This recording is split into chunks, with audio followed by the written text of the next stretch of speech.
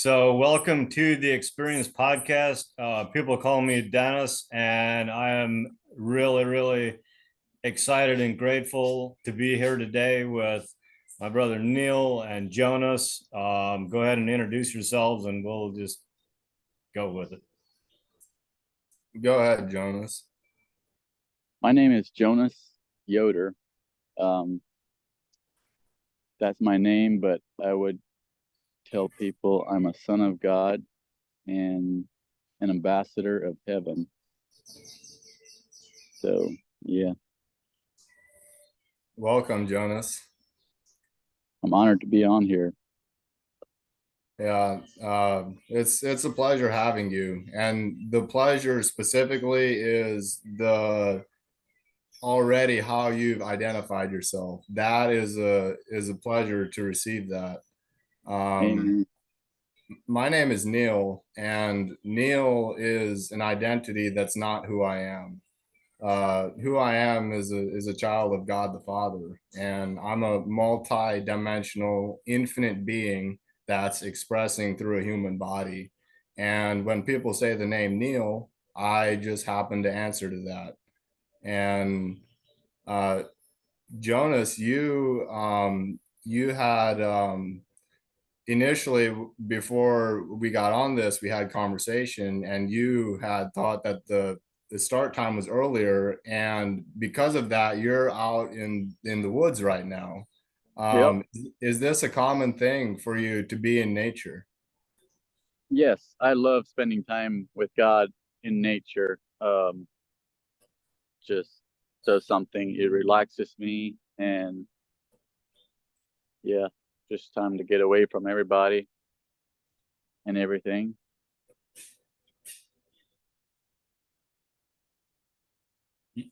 You had brought up that when in your introduction, you had said that you're an ambassador of heaven. Like, what does that mean to you? Um, it means for me, I represent heaven. Like, when I got saved unto heaven. Like, I know where I'm going when I die, but I also have heaven inside of me.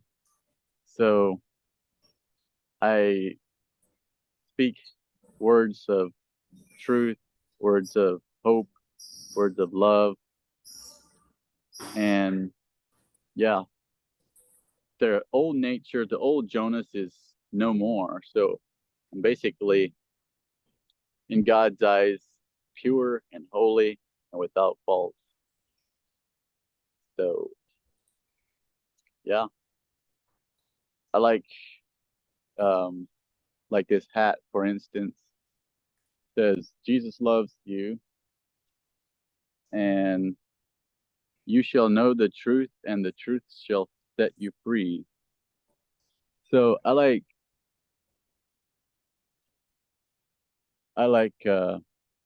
or I almost need to tell people what Jesus did for me, because I want to see them freed like he set me free.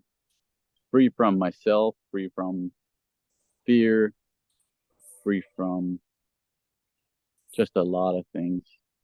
Addiction. Um, yeah. Let's get into that. What was your upbringing like? It was, I was the youngest of six or five boys, and I had six sisters, so it was a large family. Um, shoot, my parents did the best they could. I mean, I never, they never told me like they love me, but they showed it with their actions. Um, I would say I was a spoiled kid, didn't really have much responsibility. Uh, so I was always getting into trouble.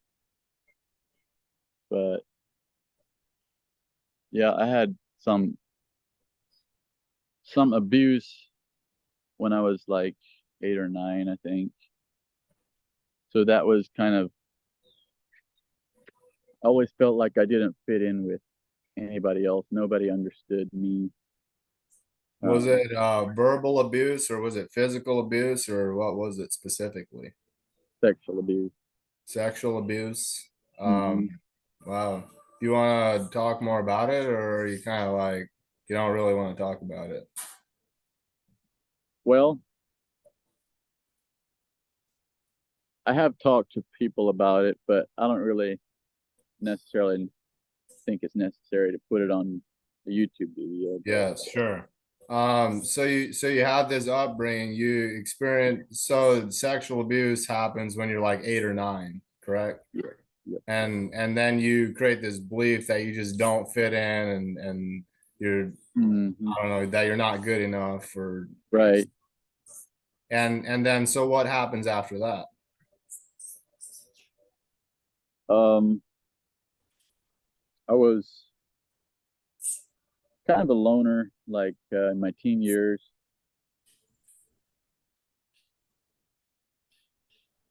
I, as soon as I was 16, I started, you know, going against the church rules, trying to be somebody I wasn't, like just trying everything to fit in. And I often felt like nobody understood me, which anyway, trying to think in what order I should put it, but when I was 18, I joined church. No, I was 19. I joined the church, started dating a girl, What and church did you join? Amish, Specific location? Bloomfield, Iowa. Wow. All right. And so I was right around 21, I think. No, 19 or 20. The ministers, I was making too much, causing too much trouble. And the ministers were like, they're either going to shun me or they're going to send me to a nut house, is what some people called it, a counseling center. So I chose the counseling center, and I was pretty mad and just, you know, didn't care. So I shaved What my uh hair. what kind of trouble were you getting in with the church that had this come up? I was drinking and drinking and smoking, and I had a cell phone. I think we lost him. Yeah, it's a service. So we're gonna just continue this while he will join us here real soon. What are you getting, Dennis? Well, I want to reflect on what was the root of the drinking and the smoking and even joining the Amish church, because I feel like there's some valuable gold right there. Yeah. Like, what was the root cause of him joining the Amish church in the first place? And why was the drinking and the smoking continued after he? Because I feel like there's an important element right there. Yeah, there definitely is. And I also see there's a journey happening. So Yeah. I'm also seeing the journey Yeah. while acknowledging what you're seeing. Yeah. Like, and I want to be sure that people receive the exactly what you spoke to, Yeah. that part of the journey.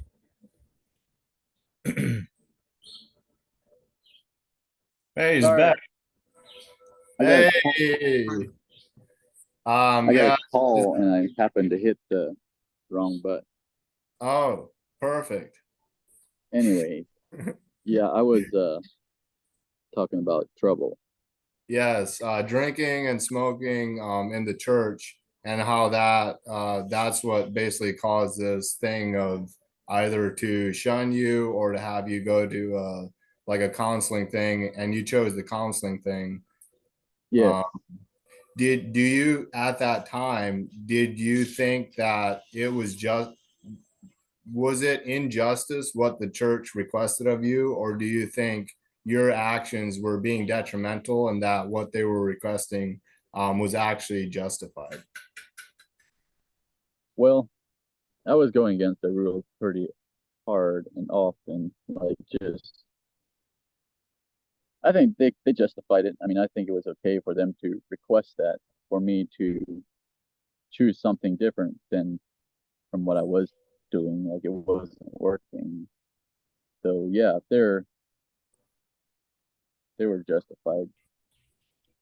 So So what do you feel was the root cause of, like, why did you join the Amish? So I'm going to ask three questions. And actually, I'm just going to start with one. Like, what was the inspiration of joining the Amish church? why I did it was I wanted to. Well, the Amish where I come from, we were not allowed to date, like have court a girl until we were baptized, join the church. So that's why I did it. And yeah, I got baptized beside her. So after first Sunday after we were baptized, we started dating. And they were one of their rules is strictly hands-off courtship. So we were trying that for a while, but then it didn't work, or it went further, and their parents found out about it. So of course they didn't like me that much, and so when I went to counseling, we broke up, and I was at the counseling place for 3 to 4 months, something like that. And that counseling place was good for me. It really caused me to think deeper about life. We had Bible study every day, and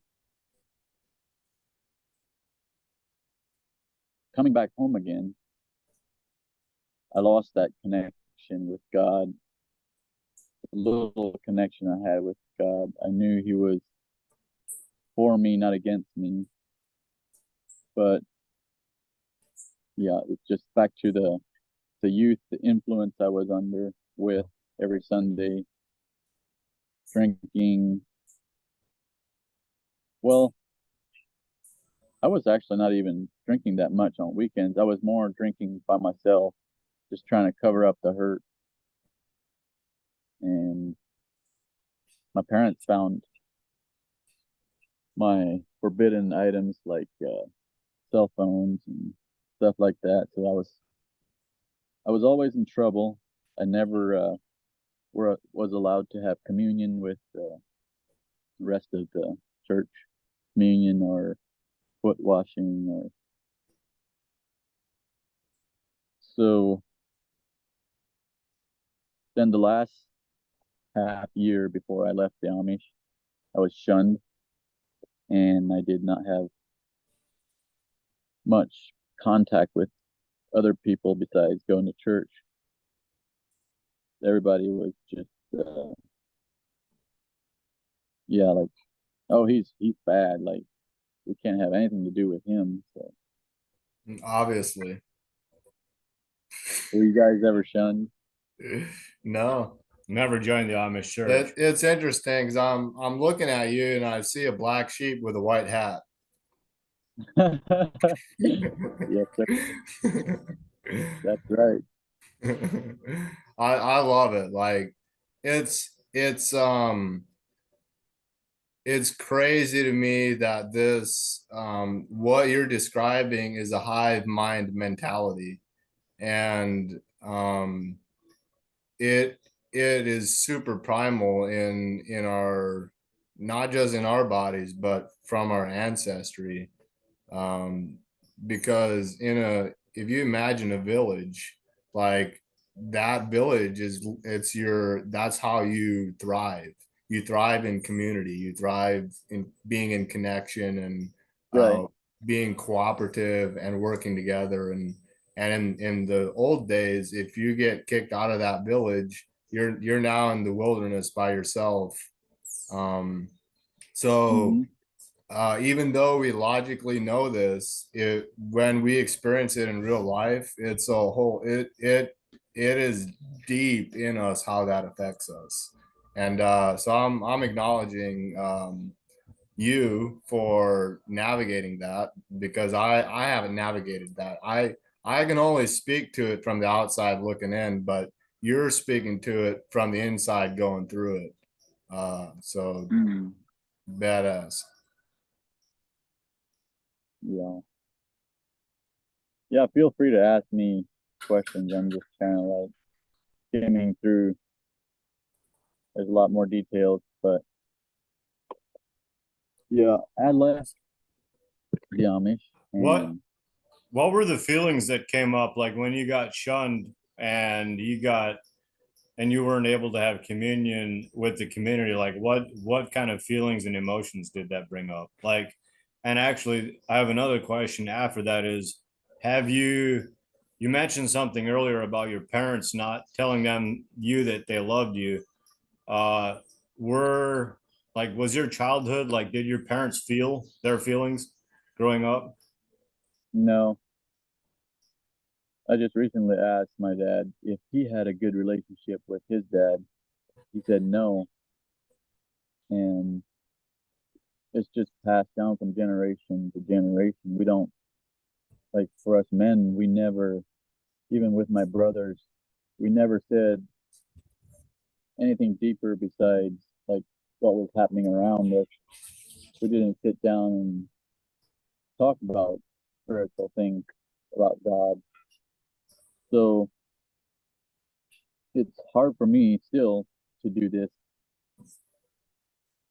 like to talk about spiritual things, but it's freeing, like it's good for me. It's hard for Jonas and it's easy for your soul. Like the thing that's not the name, it's lighting up your soul. But Mm-hmm. for Jonas, that's the one that it's hard for. The Yeah. Jonas of who I think that I used to be. Yes, true that. But to answer your questions, Dennis, how it made me feel, I was very bitter against church. I literally hated them, but I didn't show it. Like I was putting on this face of, oh, I don't care. Like, but it came out in my actions. Like I literally didn't speak to many people besides my family. And my sister got married one time,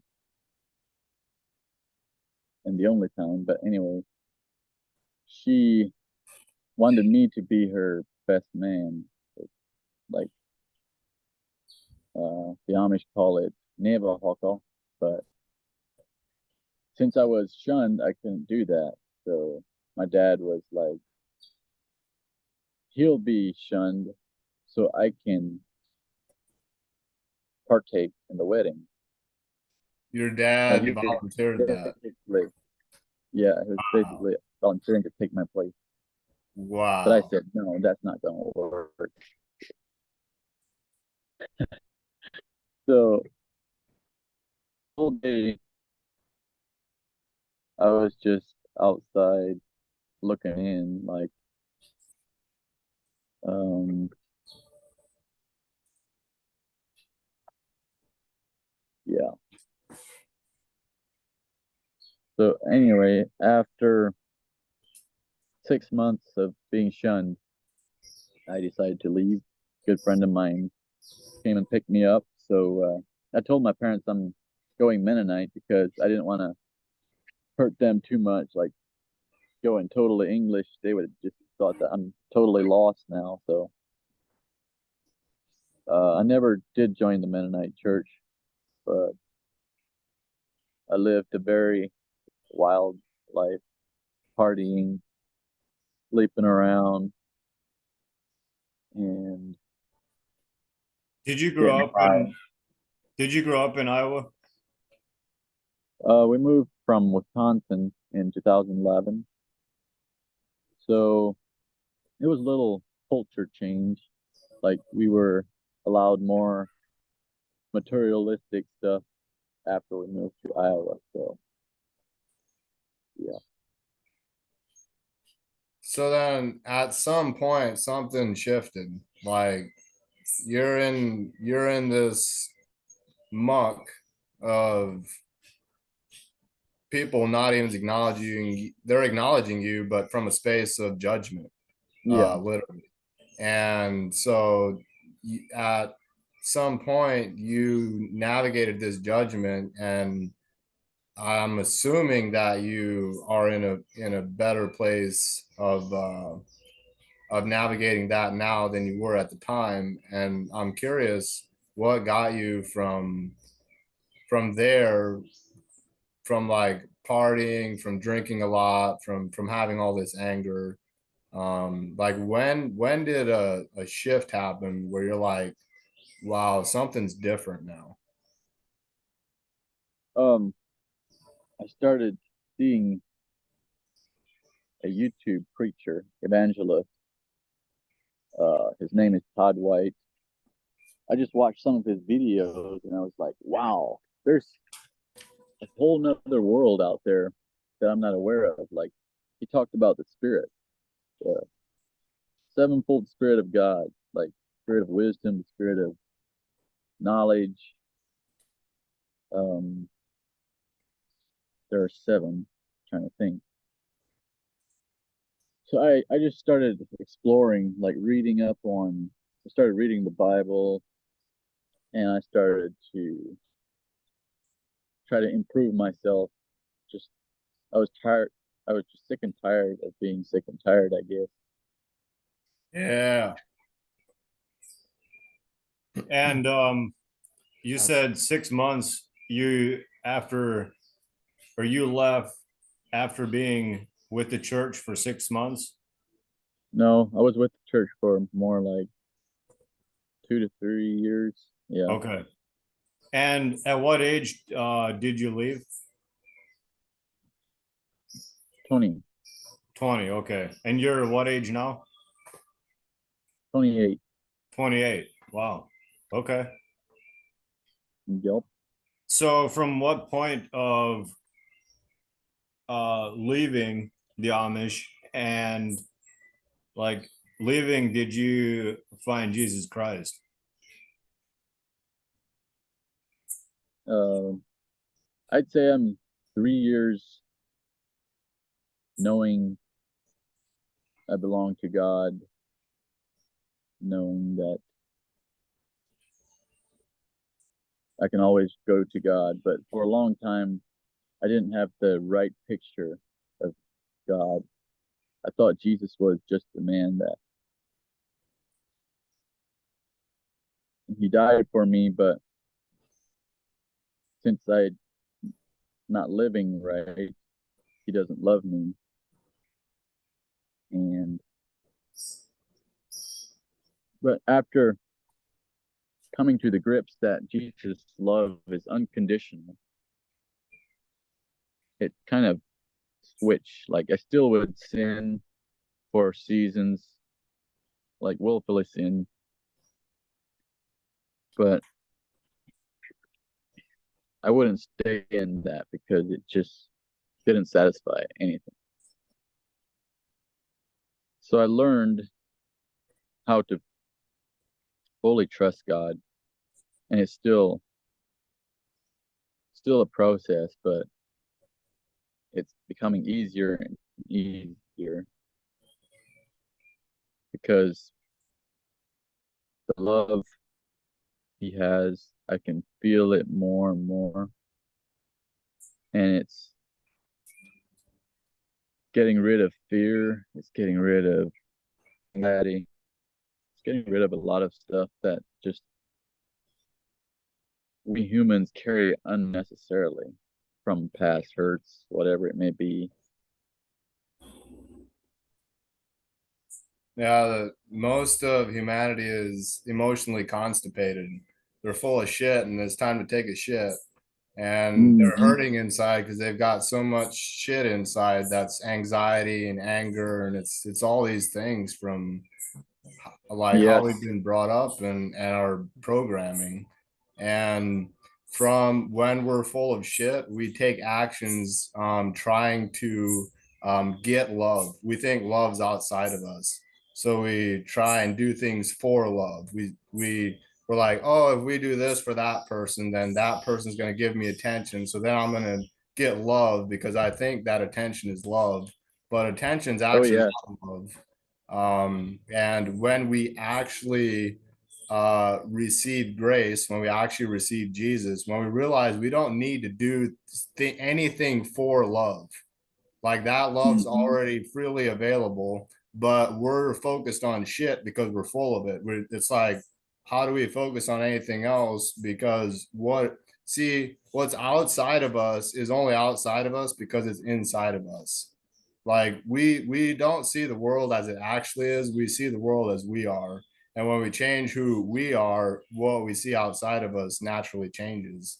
And when we receive grace, when we receive love, then that is a transmutation power to alchemize anger and anxiety and all this shit inside of us.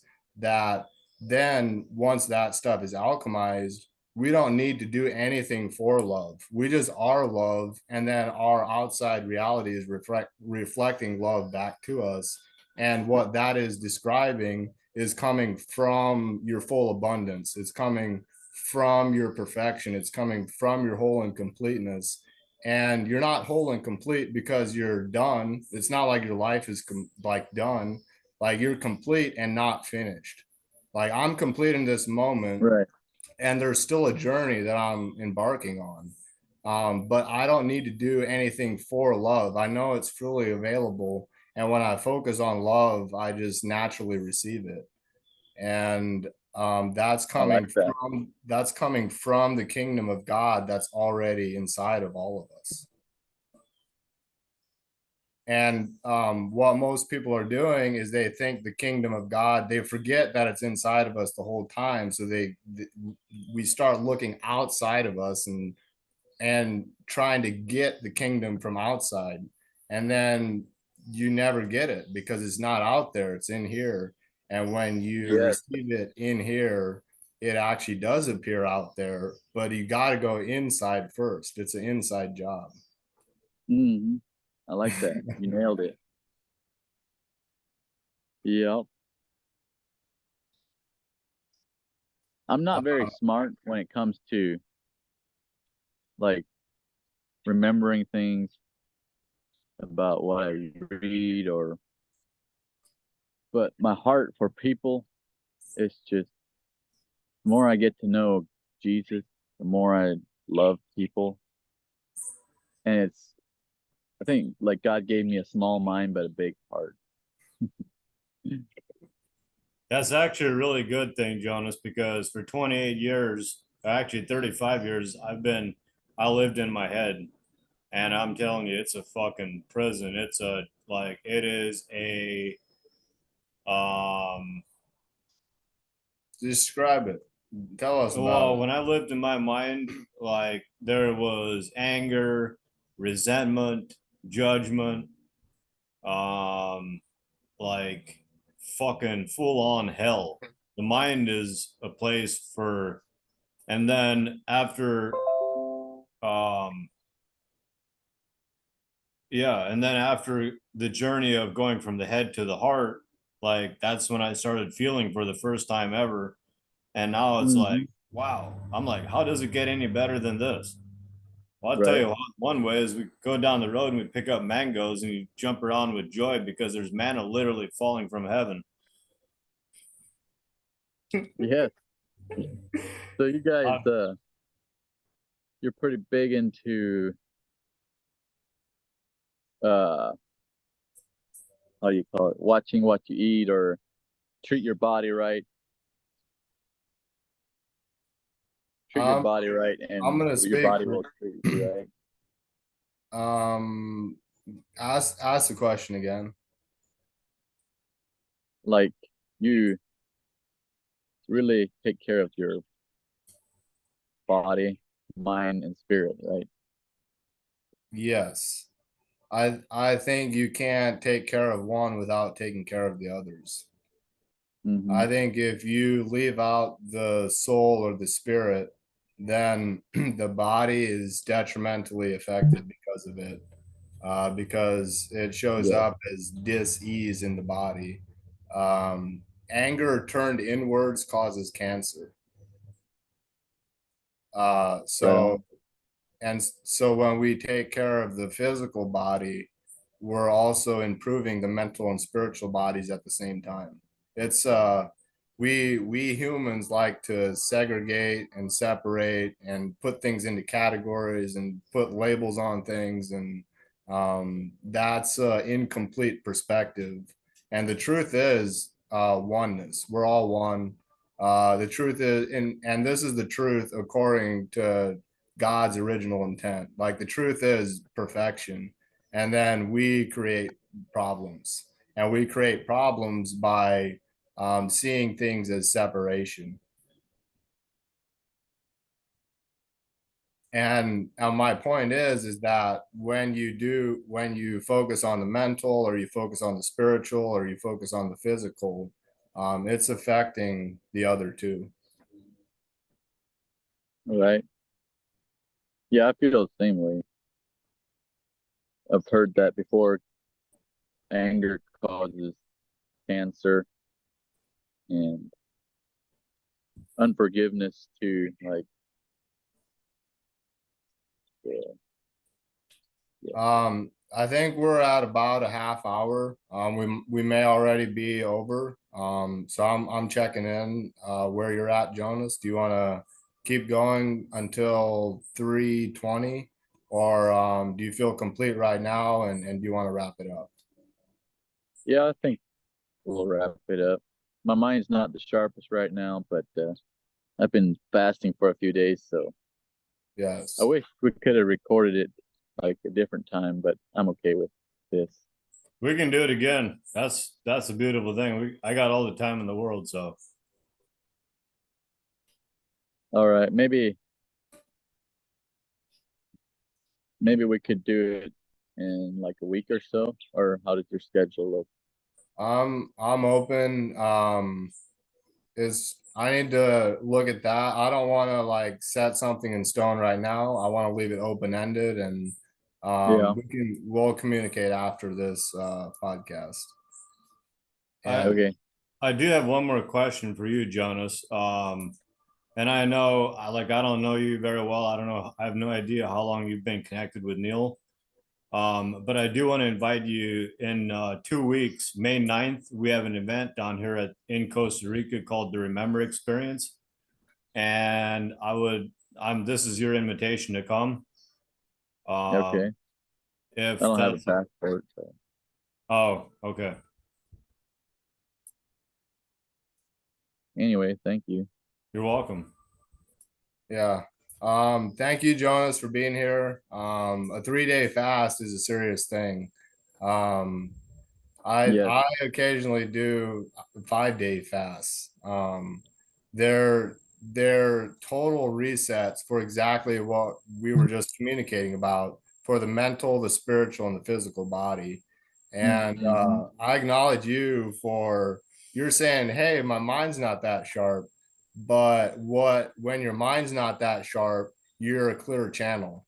Um, and most people's mind is really sharp, and they never get out of their mind, and they just got all these thoughts going through their head, like a buzz saw going through wood.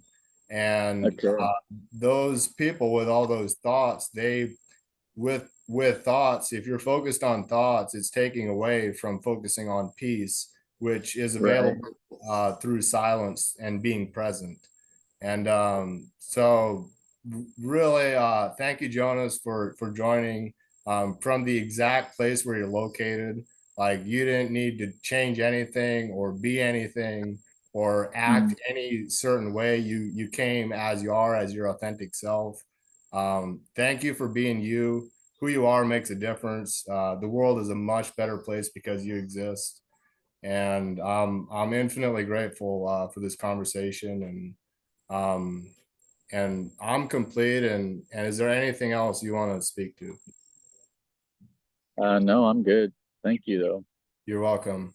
If you're watching this on YouTube, be sure and subscribe, like this video, and share this content so that it can reach out to more people. All right, I will, Neal. Thank you. You're welcome. Bye, Jonas. Ciao. Bye.